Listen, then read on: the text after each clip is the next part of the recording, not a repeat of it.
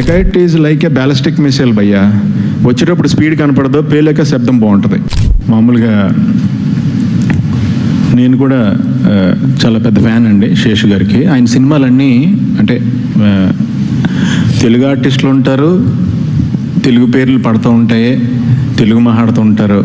Cinema చూస్తే making అంతా taking అది ఇంగ్లీష్ సినిమాలో ఉంటుంది.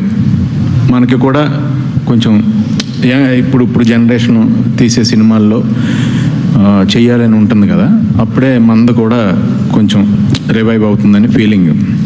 సో ఆయన క్యారెక్టర్ చెప్పారు, చాలా బాగుంది. అట్ ద సేమ్ టైం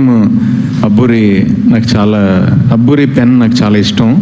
నాకు యాక్చువల్గా ఫస్ట్ తను డిస్కో రాజా సినిమాతో నన్ను ఫస్ట్ విలన్ క్యారెక్టర్ డేర్ చేసి చిన్న షిఫ్ట్ ఉంటుంది, డైరెక్ట్ విలన్ కాదు, అది చాలా ఫేవరెట్ క్యారెక్టర్ నాకు ఇప్పటికే.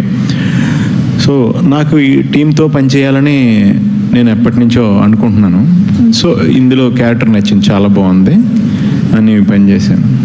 ఎస్, ఇప్పుడు వరకు చేసిన క్యారెక్టర్లో సినిమాలో చేసిన క్యారెక్టర్కి డిఫరెన్స్ చాలా డిఫరెంట్గా ఉంటుంది. ఇది చాలా సిన్సియర్గా ఉంటుంది. అంటే నాకు ఎలా చెప్పనంటే, ఇప్పుడు అంతకుముందు నేను గమనించింది పర్సనల్గా ఏంటంటే, అంతకుముందు సినిమాలో మనం చేసేది మనం కొంచెం అండర్లైన్ చేసేవాళ్ళం.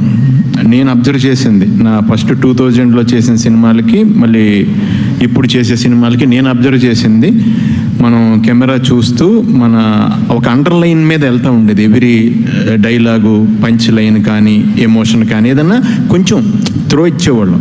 కానీ ఇప్పుడు నేను చూసేది ఏంటంటే, మోర్ బయటికి వెళ్లకుండా మోర్ ఇన్సైడ్ వెళ్తుంది. ఈ జనరేషన్ అందరూ inside they are travelling more, బయటికి ఓవర్గా సౌండ్ లేకుండా. అది గమనించి మనకి ఎప్పుడు వస్తుంది ఇలా కూల్గా చేసే క్యారెక్టర్ అని అనుకున్నాను. బై లక్ ఈ దీంట్లో వచ్చింది, చాలా హ్యాపీ ఫీల్ అయ్యాను. అందుకే నేను కంపల్సరీ రావాలని అండ్ అనురాగ్ గారి కాంబినేషన్లో చేశాను. ఇప్పుడు కల్ట్ మూవీస్ అని అంటున్నారు కదా, అసలు cultivation started from here. Okay, no sir, ఆర్జీవ్ గారు is trend setting this thing. And నేను చెప్పేది sir, not before you sir, after you I'm telling. ఇది డెకైట్ is like a ballistic missile భయ్యా.